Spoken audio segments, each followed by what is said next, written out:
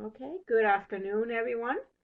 Welcome to this webinar for social science majors and anthropology majors on the grad school process. I know some of you are considering grad school, some of you have already decided. So I hope this will help you, give you some things to consider and some advice as you go through that process if that is your goal. And I will turn it over to Dr. Sorensen.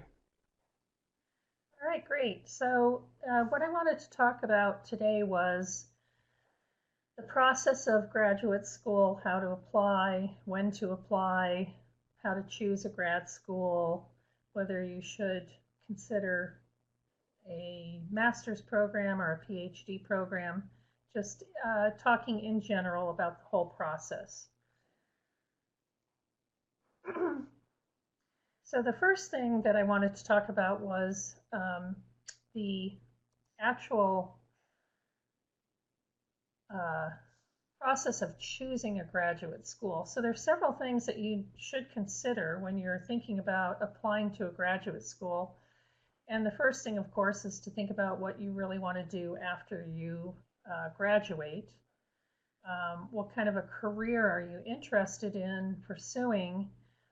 And what area do you specialize in? So there's, as you all know, there are many different specialties within anthropology.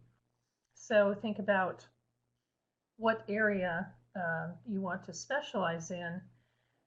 All of these things are important to consider because different programs focus on different areas. Some grad programs are very strong in physical anthropology, some in archaeology, some in applied anthropology or medical anthropology. So it's really important to consider what it is you actually want to do with your degree once you graduate before you actually choose a graduate program.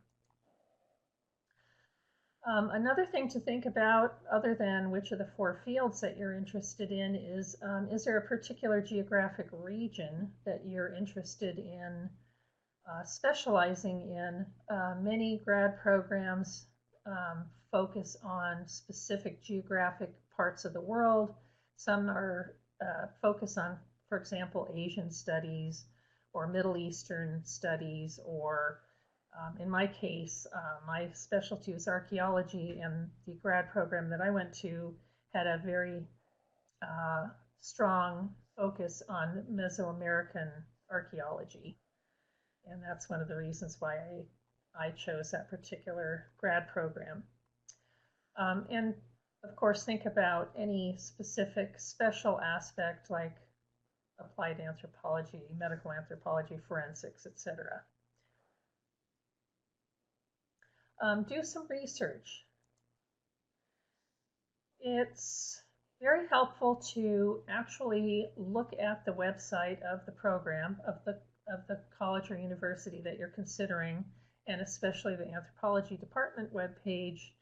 You can find a lot of information out just by looking at their webpage. Be sure to also look at the information about each of the faculty members. Look carefully at what kind of research they're doing. Usually they'll have a description of the research.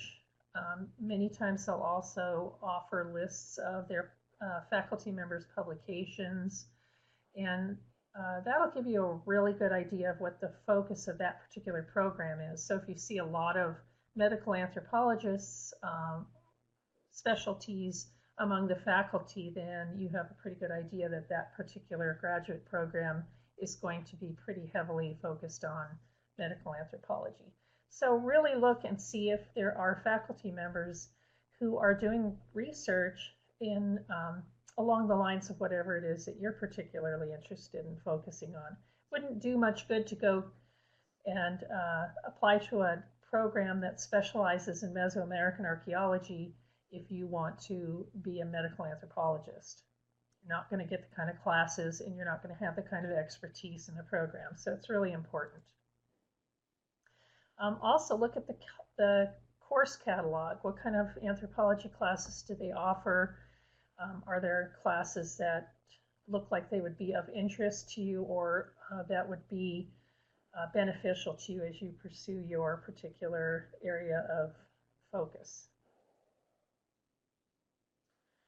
And once you've done that, looked at all of the different anthropology programs, it's not a bad idea to make a spreadsheet and put all that information into a spreadsheet. This says make a list of 10 programs. You probably will not have 10 programs that you're interested in. It's more likely that you'll have 2 or 3 that you're most interested in.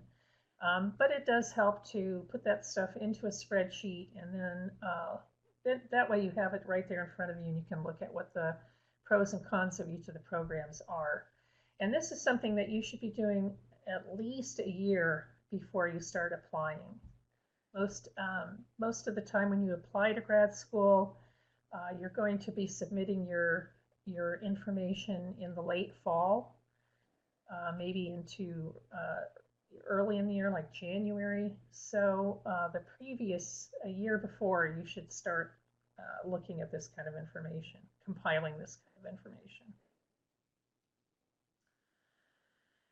Something that is very useful is to talk to current students and alumni of the program that you're interested in.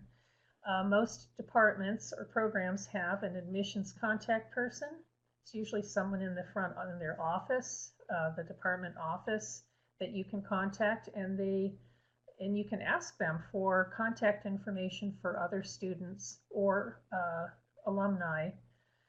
And I know that when I was in graduate school and after I graduated, I was contacted 2 or 3 times a year by prospective students who would ask me questions about the program, and the admissions contact person would ask me if I was willing to correspond with a particular student or meet with a prospective student. So you would be surprised at how much information and really good beneficial information you can get by talking to students who are in the program. The admissions person can usually tell you about kind of the due dates and whether there's funding available and things like that. But you really get the scoop from the students, from the other students. So the types of questions that you might want to ask other students if you can get in contact with them is there someone in the department that would make a good advisor? So if you tell them, this is what my particular area of interest is what, who on the faculty do you think would be the best person to contact about being an advisor?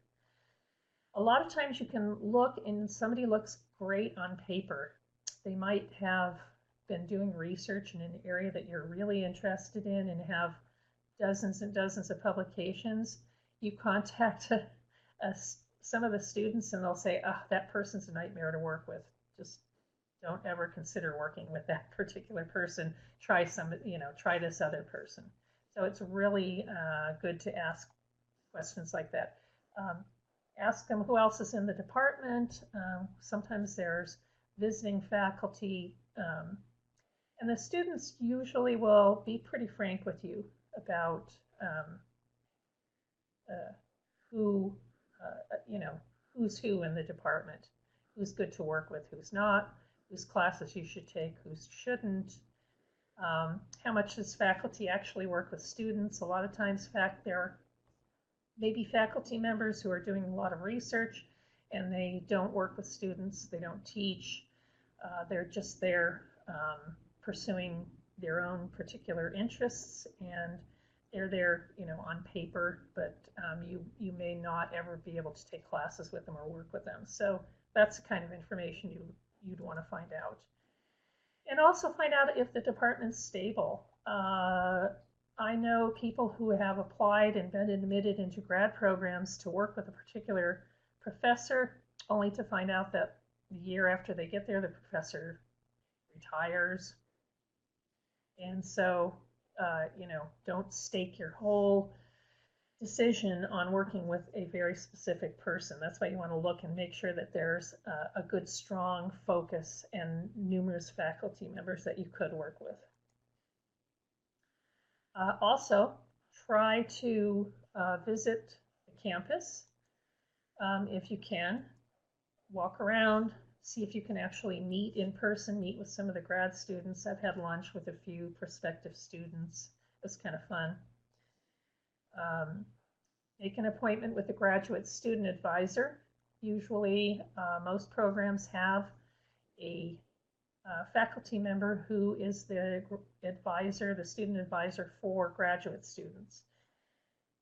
And if you can, it's always good to meet with that particular person, and you can ask them questions too.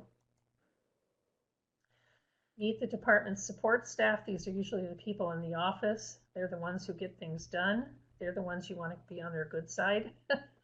If you have a really good relationship with people in the office, it goes a long way. Very, very important. And try to contact faculty members, either by phone or by email. This is a very unflattering picture of my faculty advisor and the chair of my dissertation committee, Dr. Scott Fedek. We were working out in the field together in the Yucatan doing some archaeological research. I actually just went on campus one day to talk to the graduate student advisor, and I told him what my research interests were, and he walked me down the hall and introduced me to Dr. Fedek. And I sat and talked with him for about 2 hours that day, and he was very interested in working with me. I hadn't even submitted my application yet, but because our interests were so closely aligned, when I did submit my application, he already knew who I was. He already knew that I was interested in working with him, and so I think he had a big role to play in me getting accepted into grad school. So it's always really beneficial to make yourself known. Most of the time, graduate student decisions on who gets accepted and who doesn't are made by a committee of faculty members. They sit down in a room and they look at all the applications and they say, yes, I'd be willing to work with this student, or no, I wouldn't be willing to work with this student. So if they know you and your name is familiar, you have a lot better chance of being accepted. I already talked a little bit about this, but trying to establish a connection with the advisor. Once you've decided on which graduate school you want to go to, you may be applying to 1, 2, 3 different programs. You will have to take the GRE exam, the Graduate Record Examination. It's just like taking an SAT, but it's for graduate students, and it's another standardized test. The importance of the GRE score varies based on the school that you're applying to, and even within a college or a university, different departments or programs weigh the GRE scores differently. But you will have to take the GRE exam. Scoring on the GRE ranges from 130 to 170 points. It costs between $150 and $200. You take the test once, and the score is sent to all of the grad schools on your list, so you don't have to pay each time for each school. And it's just like the SAT. It measures your general academic abilities, quantitative and verbal, and it takes about 4 hours. So they have books you can buy to help you study for it. When I took it, my Scott Fedek, the professor who was going to be my advisor, when I applied, he told me that I needed to have 160 or more to get accepted into the program. I took the test and I got 159. And so I was panicking, and I sent him an email and I said, I only got 159 out of the 170. He said, oh, that was my mistake. It's 140 or higher. I spent a few sleepless nights worrying for nothing. But some of the schools that you apply to use your GRE score in determining whether or not you will be admitted. Some of them use it for decisions on whether or not you're going to receive funding. Some of it use it for both.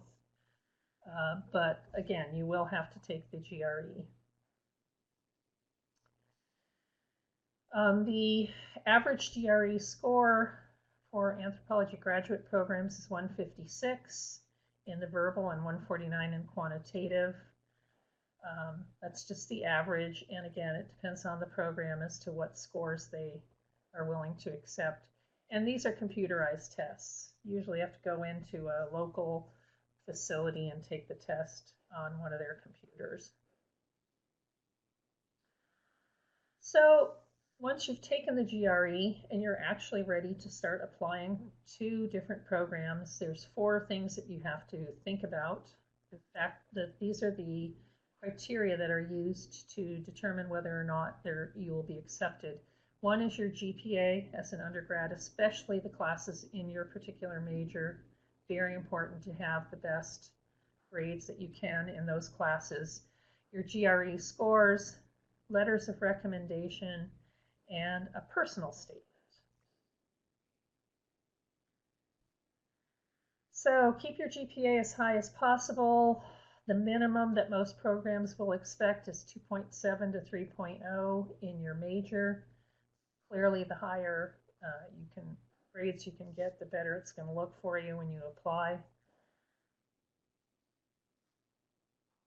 The GRE scores are used by admissions committees because they see them as objective ways to compare applicants. So the applicants with the higher GRE scores are given more weight than the students who have low GRE scores. But there are things that you can do even if you don't score really high on the GRE. There are other ways to kind of compensate for that. One is through your letters of recommendation. Usually you'll need 3 letters of recommendation, usually from former faculty. It can be challenging here at Ashford because you may have take classes with many different faculty members, and so when you ask one of your professors to write you a letter of recommendation, give them lots of time, advance notice. Don't email them and say, I have to have the letter, in 3 days. Our schedule sometimes can't accommodate that. So make sure that you ask well in advance and ask them if they would be comfortable writing a strong letter of recommendation. If you took someone's class, you didn't score very well in the class, the professor might say, yes, I will write you a letter of recommendation, but it might not be the kind of letter that you're looking for. So make sure you ask them if they are comfortable writing you a strong letter of recommendation before you put them down on the list. And then you'll have to oftentimes write a personal statement that explains why you're applying to that particular program, why you think you'd be a good fit there, what your goals are, what your research interests are. And this is a good example of your writing skills, how well you express yourself. And a really good personal statement can make up for some of the other areas that are weak. For example, the GRE, or maybe your GPA isn't quite as high as you would like it to be. So a really strong personal statement is very, very effective. And especially if you can demonstrate that you would be a really good fit into that particular program. So here's just a general guideline to dates. So, 18 to 20 months before, you want to start researching the different programs. Then 16 to 18 months, you want to start preparing for the GRE. Pick a date and study. Usually about a year before, you want to have your GRE tests completed. Then about a year, 13 to 16 months, but about a year before, that's when you want to start looking for your letters of recommendation, filling out financial aid forms. I'm sure that most of you are already aware of how to fill out financial aid forms, but these are all different things that you want to consider. You're going to need to order your transcripts, actually fill out the letters of, or fill out the applications, etc. So don't wait till the last minute. Something will get forgotten or you'll run out of time. So once you're accepted, then you have to start thinking about how you're going to pay for graduate school. There's different types of funding that you can get. One is you can become a graduate teaching assistant. This is where you help a professor teaching a class. Usually, you help maybe prepare writing the exams, help grading papers, things like that, whatever the professor needs you to do. Or you can be a graduate assistant and not do any teaching. Then you're working on a particular professor's research.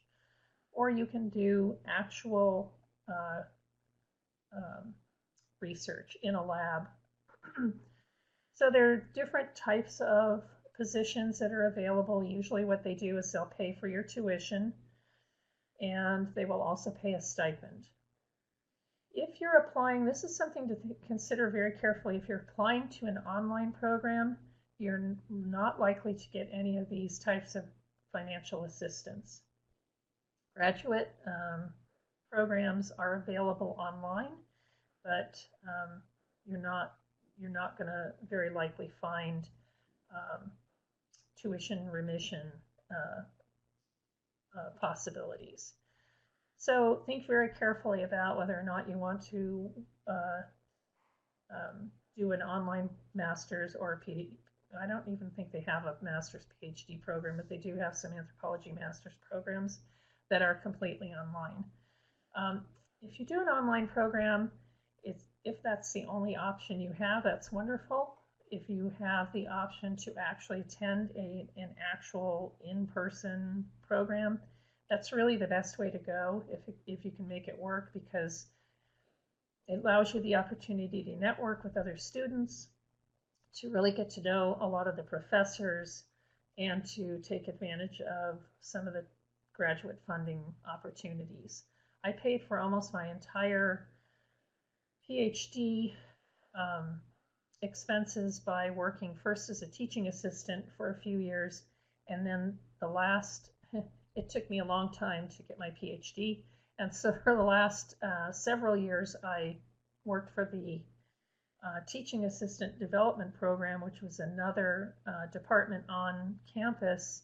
I trained teaching assistants on how to do their jobs. And so I got my tuition paid and a stipend for doing that. And it was a great experience. I could put it on my resume. So think about that when you're considering where you want to go.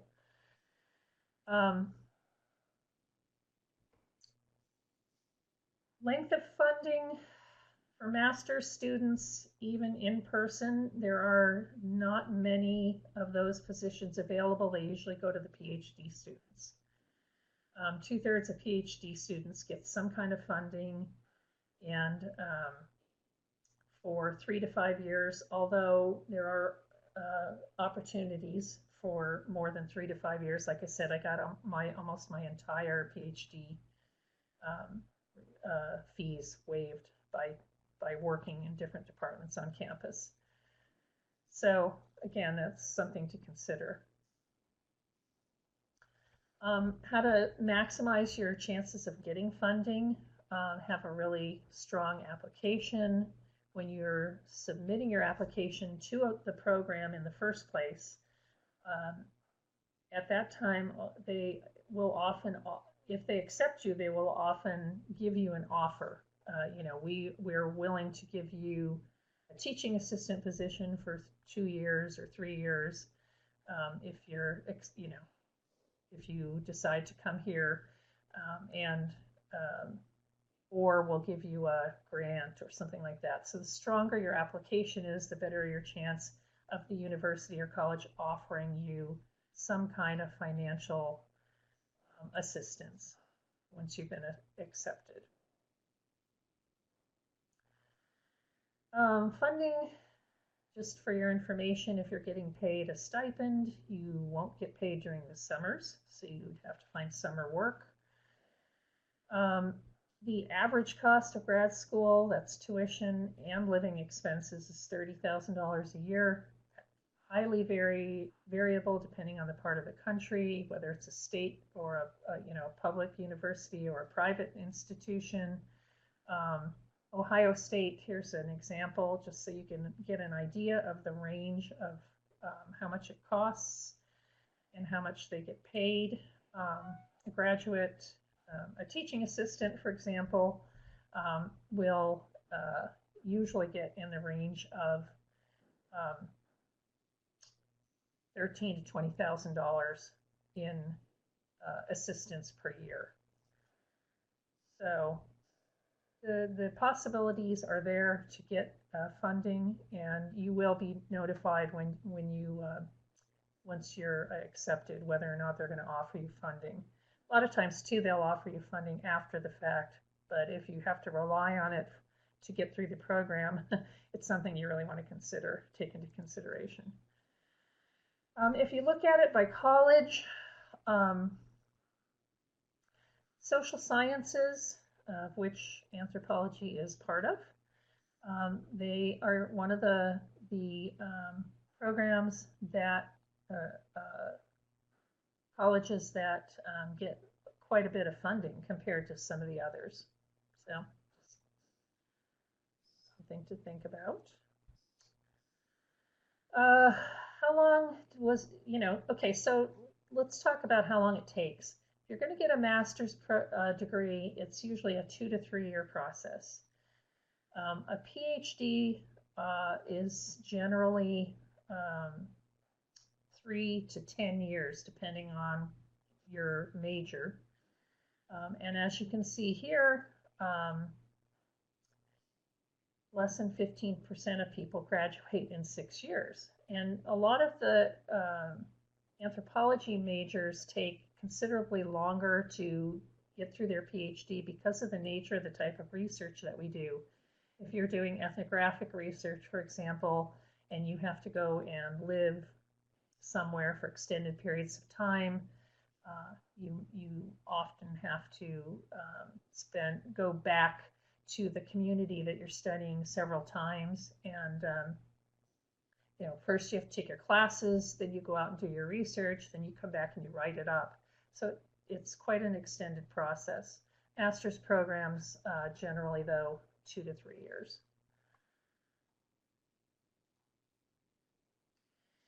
If you do have to rely on the dreaded student loan, master's students generally borrow an average of $25,000. And so for 10 years, you're going to be paying that back at about $287 a month for 10 years. If you add your bachelor's and your master's together, you're probably paying closer to $600 a month. If you're getting your PhD, the average PhD student gets out with an average of $52,000 in debt, and will be paying $600 a month for 10 years. That's at the standard rate. Sometimes you can negotiate different schedules to have, interest only for the first 3 years, and then graduate graduate your payments, or you can start out with really low payments, and then the amount of the payment increases over time.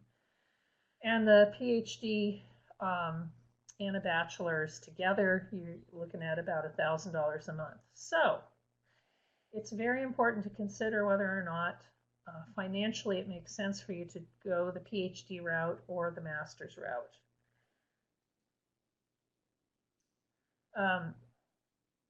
Student loans, I'm sure all of you know and are already completely very familiar with the whole student loan thing, but it's a very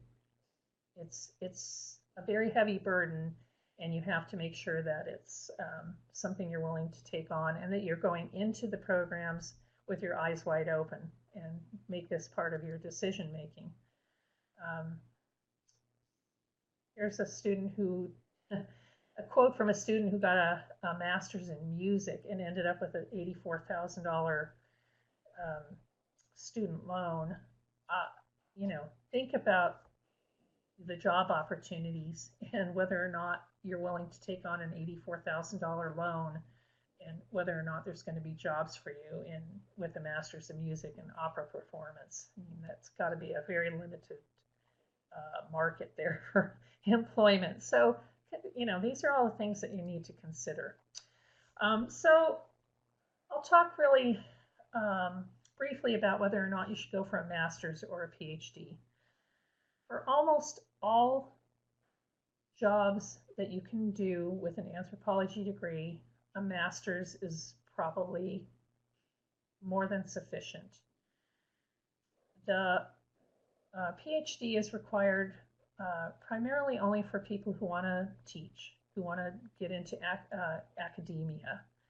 You can get part-time teaching positions with a master's degree, but if you're looking for that full-time tenure track teaching position, you have to have a PhD. So if that's that's what you really want to do, then you're in for the long haul, and you're going to have to go after the PhD. For almost everything else, working in businesses, working for nonprofit organizations, working for the government, a master's is going to be just fine. But also consider that you're going to be competing with the students that have a PhD. Sometimes students get a PhD, can't get that tenure track position, and then they're competing with you for the same positions.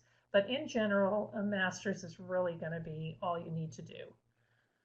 It's going to give you a lot less, and you're going to have a lot less debt as a result of having a master's. And once you complete your master's and get a job in a nonprofit or with the government, you're not going to be doing active field research. So you're generally not going to be going away for long periods of time. You're not going to be having the pressure to publish or perish, and you won't have to be actively searching for grants so that you can carry out your research. So there's pros and cons to both. I went after the PhD because I wanted to teach. It was one of my it was just a personal goal of mine, and I thought, even if I don't teach, it was just kind of I wanted to be the first one in my family to get a master's degree, and then I decided to go all the way for the PhD. And since I wanted to teach, that was my passion, I decided to just do the PhD. But I was wise about it, and I was really very careful about trying to get the funding that I needed to do to get through it without having a huge debt load. So there are grants that you can apply for that can help you with some of the research that you might have to do when you are a grad student. Your university is generally not going to pay you. Sometimes there are some grants that you can apply for from within the university, but most anthropology students write grant proposals to places like the National Science Foundation, Wenner-Gren, and other granting agencies that are specific to your particular subfield. As we know, the funding for a lot of these programs, especially ones that rely on money from the government, are being cut way back due to the current administration. So that's something you might also want to keep in mind. But a lot of universities have grants that will pay for you to go to conferences. For example, as a grad student, I applied for our Graduate Student Association gave travel grants to go to conferences if you were presenting at a conference. So I always submitted abstracts for conferences that were in Europe. And the Graduate Student Association always funded my travels to those conferences. So I got to travel to some pretty interesting places and present my research and meet a lot of really interesting people. So there are possibilities of funding that will help you with your actual research once you're admitted into a graduate program. And of course, it's always important to make sure that you have the support of your family, because you aren't the only one that's going to be working really hard, and you know, it can be a very big burden on your family if you're traveling out of the country to do research, for example. You know, spending a lot of time at the library, you know, taking classes, etc. So make sure that you have the support of your family, and think about how the PhD program or master's program is going to affect you and your family, and the kind of job that you're interested in doing. You know, what kind of, you know, how is that going to impact your family? You can take your kids with you to do field research. Dr. Bojakowski, who teaches some of our anthropology classes, she's the program chair for the social sciences. She does nautical archaeology, and she takes her kids with her whenever she does field work. I have many friends who took their kids with them when they did field work.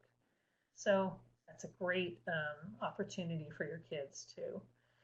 So anyway, that's about it. Make sure that you think about the jobs that you potentially might want to go after. Diversify your education. So there's a lot of things that you can do that can help you to become more successful. There's all kinds of grant writing classes.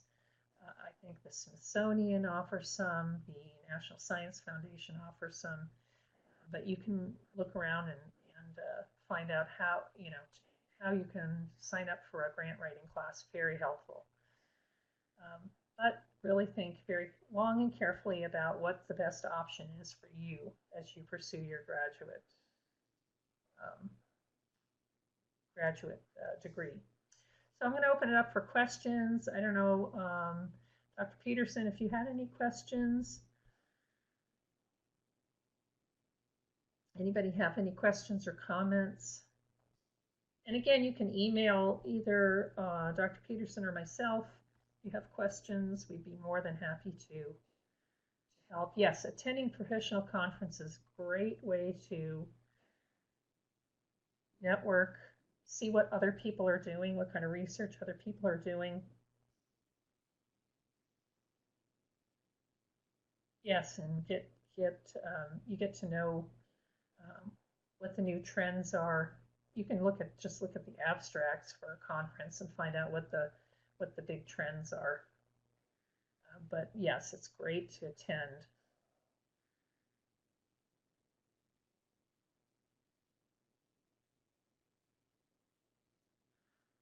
Yes, that's a good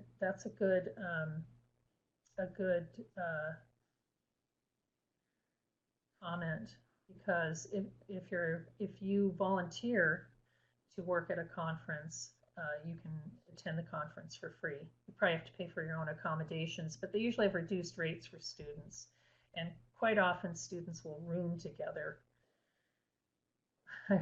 I've been to many conferences as a student where there was kind of illegally, but there was probably 6 of us sharing a room so that we could split the cost of the room and attend the conferences at a pretty, reasonable rate.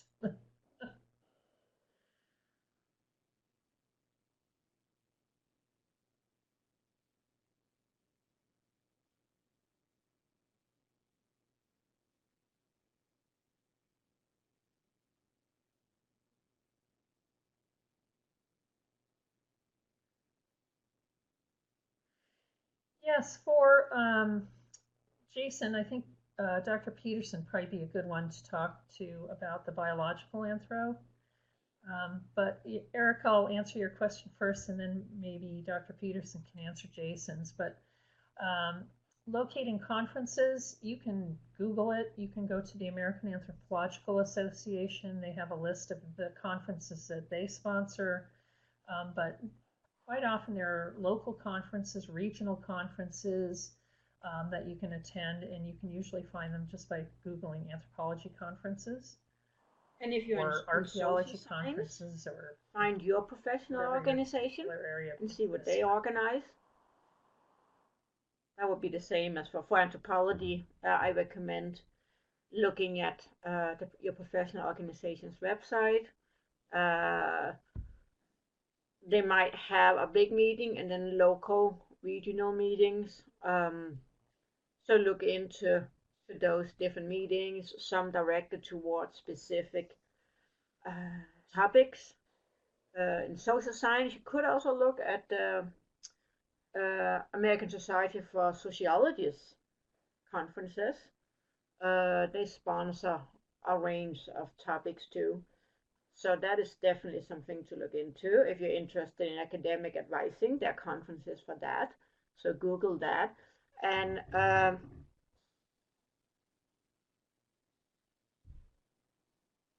you can Google it. I can try to put some. Yeah, so there's. Put some up here. Oh. I'm going to put a couple up here.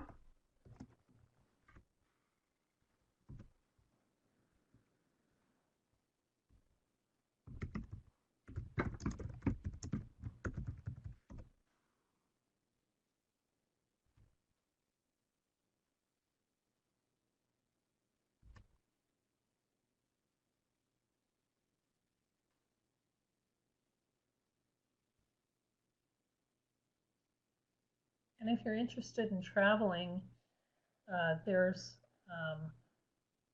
lots of conferences in Europe and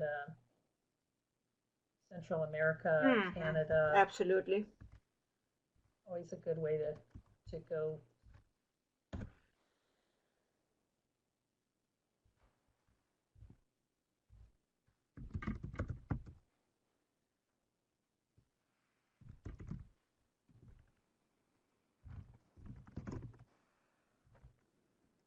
And if you find a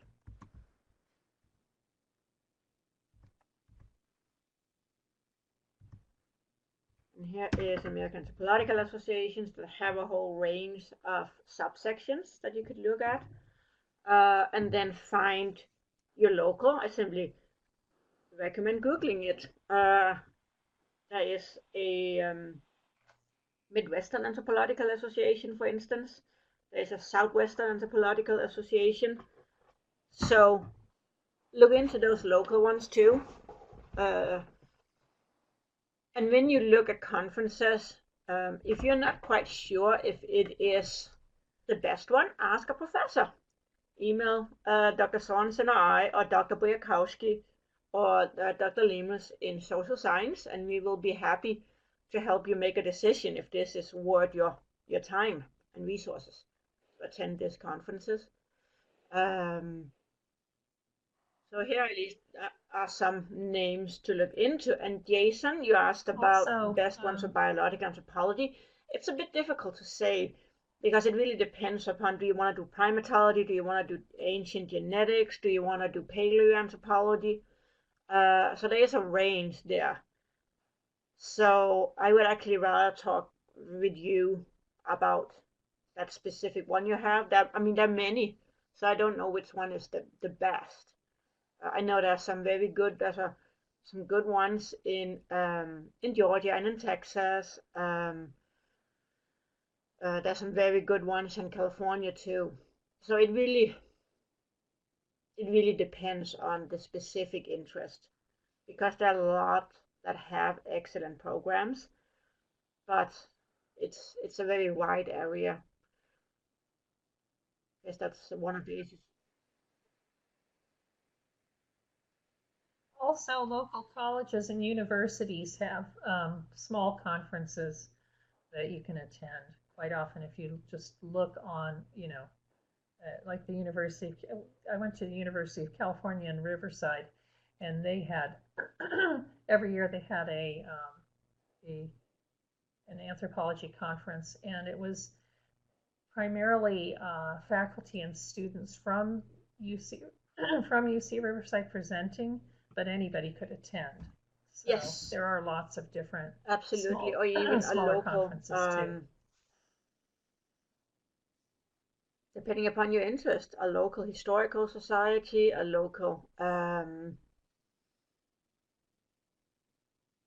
museums, absolutely.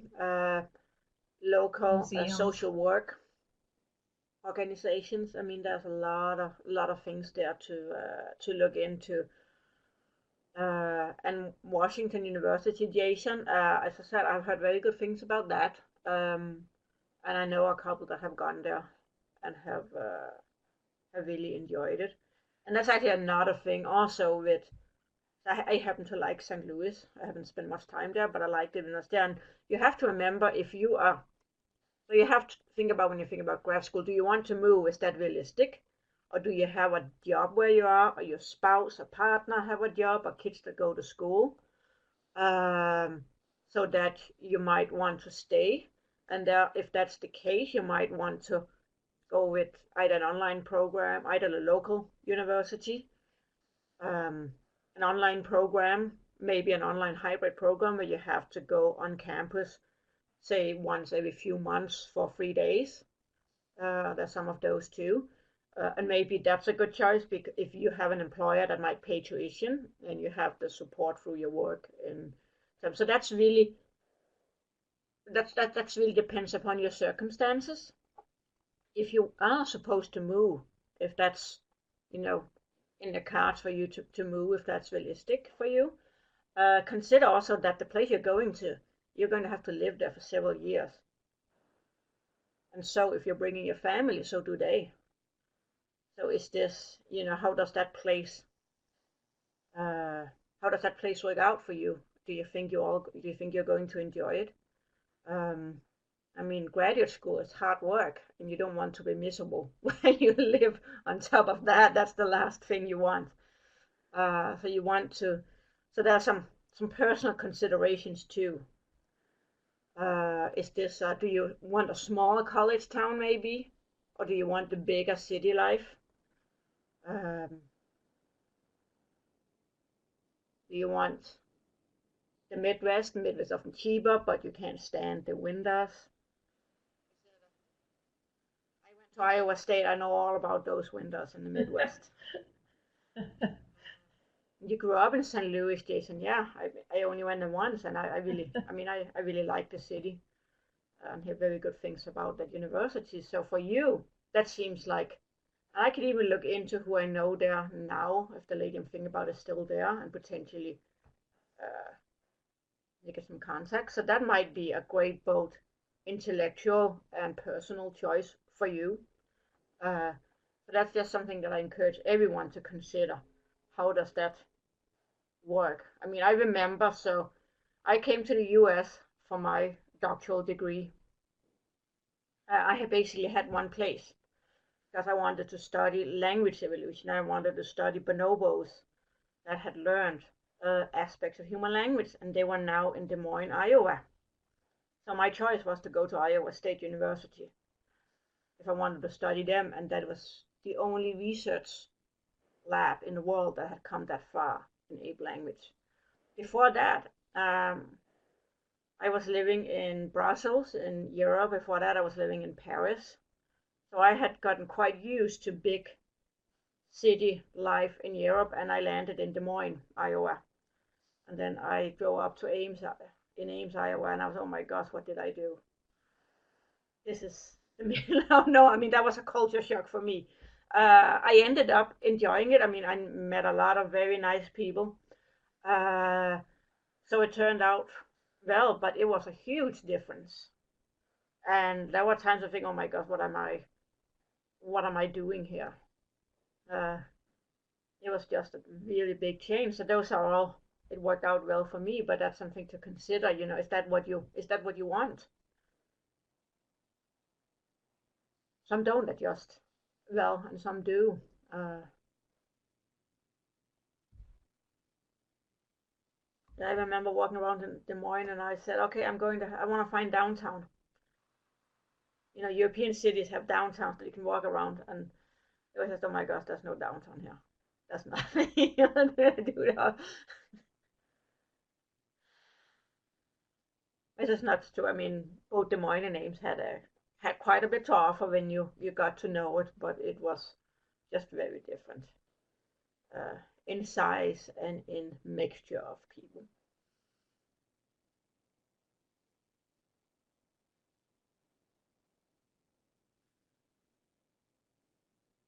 Okay.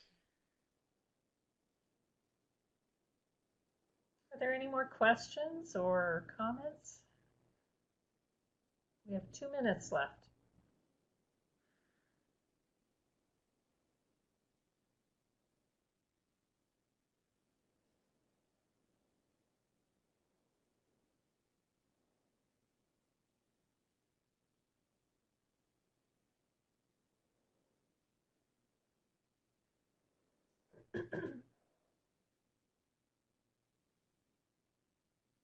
Internships is a good idea.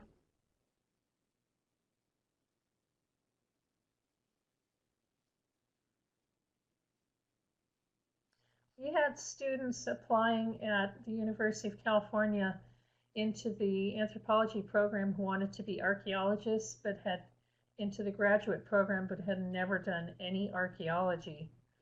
And so we actually had one student who got into the grad program, actually went and did some archaeological field work and found out that they absolutely hated it and dropped out of the program. So if you have a chance to do an internship or volunteer, go to a field school or something before you apply to the program, Yeah, that's absolutely. always a Figure out if really this program, if it's really good what you thing want to to do. do. And a good Yeah. way to do that is to find internships or volunteer opportunities related to this.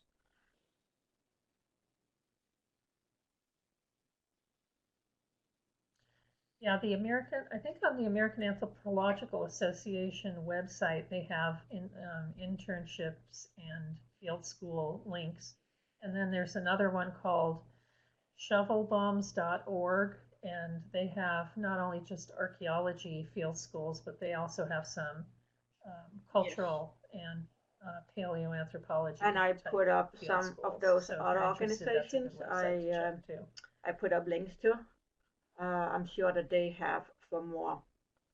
I'm sure that they have opportunities too.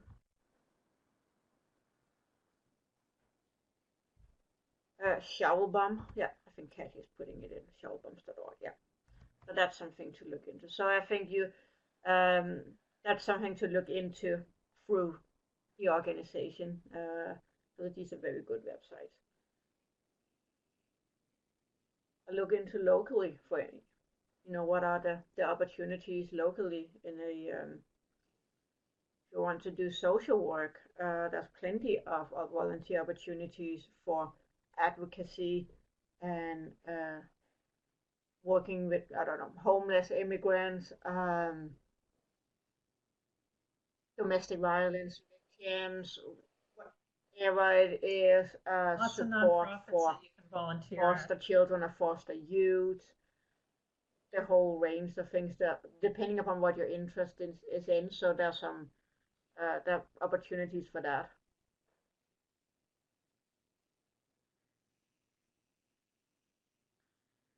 And that looks good on your application too, if you have Yeah, actual looks very good. And practical, real as experience. Dr. Soren has said, it really helps you clarify if this is what you want to do.